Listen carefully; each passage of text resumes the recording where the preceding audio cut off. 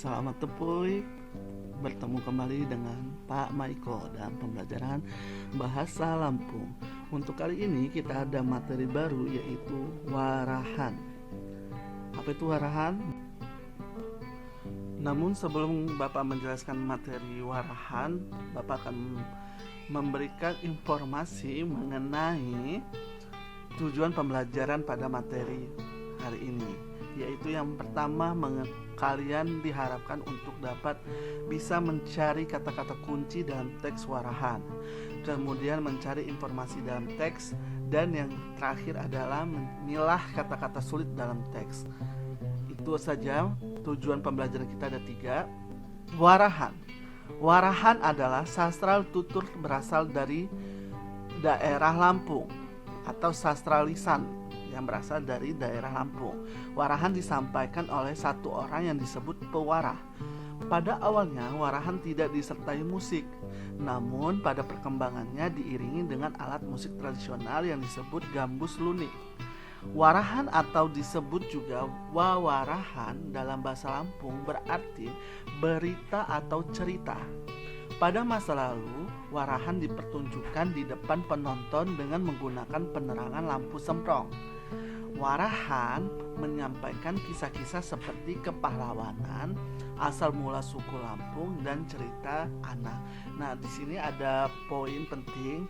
Yang pertama dikatakan tadi, warahan merupakan sastra lisan yang berasal dari daerah Lampung. Orang yang menyampaikan warahan disebut pewarah. Kemudian dalam warahan itu digunakan alat musik tradisional yang disebut dengan gambus lunik. Warahan juga pada zaman dahulu menggunakan penerangan lampu semprong dalam penyampaiannya. Mungkin kalau untuk sekarang yang sudah modern, lebih kepada alat-alat teknologi yang canggih, bisa menggunakan LCD ataupun dengan menggunakan media lainnya. Nah, kemudian tema-tema yang disampaikan warahan itu tentang kepahlawanan atau bisa juga asal mula suku Lampung, bahkan cerita-cerita anak. Nah, ini contoh orang yang pewarah sedang menyampaikan warahan. Nah, ini musik gambus luniknya. Nah, ini yang seiring dengan perkembangan zaman, dia menggunakan media yaitu seperti pantomim ya. Ini orangnya. Nah, ini pewarahnya, ini contohnya. Nah, tadi dikatakan bahwa warahan adalah cerita atau sastra tutur yang bermula dari penyampaian kisah-kisah heroik. Heroik itu pahlawan ya, kisah awal mula suku Lampung, dan cerita menarik bagi anak. Nah, itu tadi yang sudah Bapak katakan pengertian dari warahannya. Pewarah sendiri pada saat itu adalah ayah mereka atau nenek dan kakek anak-anak tersebut. Nah, ini pewarah. Nah, ini juga seperti kakek atau nenek ya ini ya. Bingung karena dibilang sepertinya nenek deh ini, nenek. Waktu penyampaian warahan adalah pada saat istirahat berkebun dan bertani atau pada saat menjelang tidur. Pada saat mewarah biasanya juga ditingkahi dengan gerak-gerik pewarah untuk menambah kesan cerita yang dimaksud. Nah, ini dia menggunakan tampah. Mungkin ceritanya lagi memilah-milah padi atau beras ya. Perkembangan warahan ada sedikit pergeseran teknik cerita. Warahan dilakukan berubah menjadi teater rakyat. Namun inti cerita teater rakyat atau warahan tetap disampaikan oleh pewarah. Pewarah, ingat ya, tadi pewarah adalah orang yang menyampaikan warahan. Kini warahan menjadi teater yang dinamis, yang di dalamnya terjadi dialog interaktif dengan penonton dan menjadi tontonan teater yang menarik, ditampilkan pada acara-acara hiburan rakyat ya. Ini warahan. Namun kalau untuk di wilayah perkotaan sudah jarang ya nak ya adanya warahan ini. Kalau untuk orang Jawa seperti layar tancap juga jarang di perkotaan, atau apa itu namanya jaranan ya biasanya ya. Nah kalau di Lampung ada warahan. Kalau untuk di daerah-daerah sepertinya masih ada. Nah ini contoh warahan, yaitu tukang kawil. Apa tukang kawil? Kawil itu mancing ya, jadi tukang pancing. Nah ini tukang kawil warahan. Oke, Bapak bacakan ya. Uat mengenai sikop khasani unggal khani ngawil. Ia tepi pesai disapu kedi batang arei. Selain ngawil, mengenai iji nanom putih. Aki putih ina dijual ni mit pasar, dibeli koni kambing. Suatu ketika mengenai iji ngimpi. Lom ngimpi ni lamun ia ngawil bakal umpan balak hasil ni balak nguni. Mengenai iji laju minjak mikir ko keti mimpi ni ina. Tigo pagi ia mak dacok pedam. Anjak pagi mengenai ija kak minjak. Ia lapah ngaku kambing sai apai dibeli ni bijo. Kambing ina diusung ni angguk batang are. Diberok koni tigoh mati. Kambing sai mati sina dijadikan umpan ngawil. Kawil sai dipakai makanan iji balak, benang ni kelak. Kelak ina di ikok koni di batang bungoy. Kak telu bingi telu hani kawil sina tetajoh. Kidang unggal dilanggai ni mak ngedo api-api. Selain anja bakai kambing. Kidang ia yakin ni hanja mangimpini. Kani sai keepa makana inji lapah luot ngelanggai kawil ni. Diliak ni kawil ni kencong temon. Batang bunguy pok diikok ko kawil ina beguyang-guyang. Waktu ditarik ni mumpani isi kawil sina cuma putih mata setundun. Putih sina dibatok ni mulam. Dipik koni hidik tuku. Ia yakin bahwa putih sina lain putih biasa. Gegoh biasa nih makanan ini anjak pagi lapah ngawil. Dibi apai ia mulai. Tigoh dimahan diliak nih diunggak mija kauat bermacam-macam kanikan. Ia heran. Terlintas di pikiran nih bahwa kanikan sina pengejuk puaris nih sai tomotati jama ia. Segaduina ia berjajak luot mulang aguk mahan. Tigo dimahan diliak nih muli jeno pagun wat disan. Muli disan temengi kebingungan munut bawa putih po asal nih. Ketika si namuni tukang kawil iji laju ngejelasko bahwa bawa putih ina kak dicambohkoni di batang are. Mita keanjaksan muli jeno laju netop dimahan mengenai tukang kawil. Akhir ni tian huanika.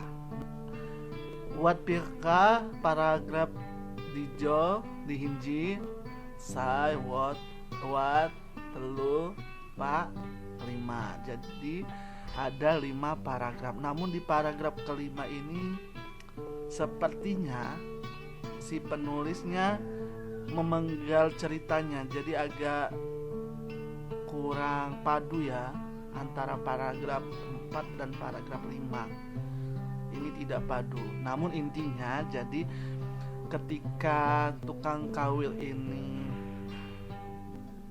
terheran karena di atas meja ada makanan, hari berikutnya atau hari kelima dia sudah ke sungai lagi untuk mancing. Namun dia juga penasaran siapakah yang menyiapkan makanan itu di atas meja. Makanya di akhir cerita atau di akhir paragraf ini bahwa yang memberikan makanan itu adalah seorang gadis Nah, langsung saja ya kita ke arti tukang kawil warahan ini. Berikut arti warahan tukang kawil atau tukang pancing. Ada pemuda tampan, setiap hari memancing. Ia tinggal sendiri di gubuk dekat sungai. Selain memancing, pemuda ini menanam pisang. Hasil pisang itu dijualnya ke pasar, dibelikannya kambing. Suatu ketika, pemuda ini bermimpi. Dalam mimpinya, jika ia memancing dengan umpan besar, hasilnya besar juga. Pemuda ini langsung bangun, memikirkan arti dari mimpi tersebut. Hingga pagi, ia tidak dapat tidur. Dari pagi pemuda itu sudah bangun. Ia pergi mengambil kambing yang baru saja ia beli kemarin. Kambing itu dibawanya ke sungai, ditenggelamkan hingga mati. Kambing yang sudah mati itu dijadikan umpan pancing. Pancing yang digunakan pemuda itu besar, menggunakan tali tambang. Tambang tersebut diikatkannya ke pohon bungoy atau batang yang besar pohonnya. Sudah 3 malam 3 hari pancing itu dibiarkan. Walau setiap dilihat tidak ada apa-apa selain dari bangkai kambing. Walau ia percaya sekali dengan mimpinya. Hari keempat pemuda ini pergi kembali melihat pancingnya. Dilihatnya pancingnya kencang sekali. Pohon bunguy tempat diikatkan pancingnya bergoyang-goyang. Waktu ditarik, umpan pancingnya itu hanya pisang mentah. Ini mentah ya, nah, setandan. Pisang itu dibawanya pulang, diletakkannya dekat tungku. Ia yakin pisang itu bukan pisang biasa. Seperti biasanya, pemuda itu dari pagi sudah pergi memancing, sore sampai ia pulang. Sesampai di rumah, dilihatnya di atas meja sudah ada bermacam-macam makanan. Ia heran, terlintas di pikirannya bahwa makanan itu pemberian saudara yang iba dengan ia. Iba itu sedih.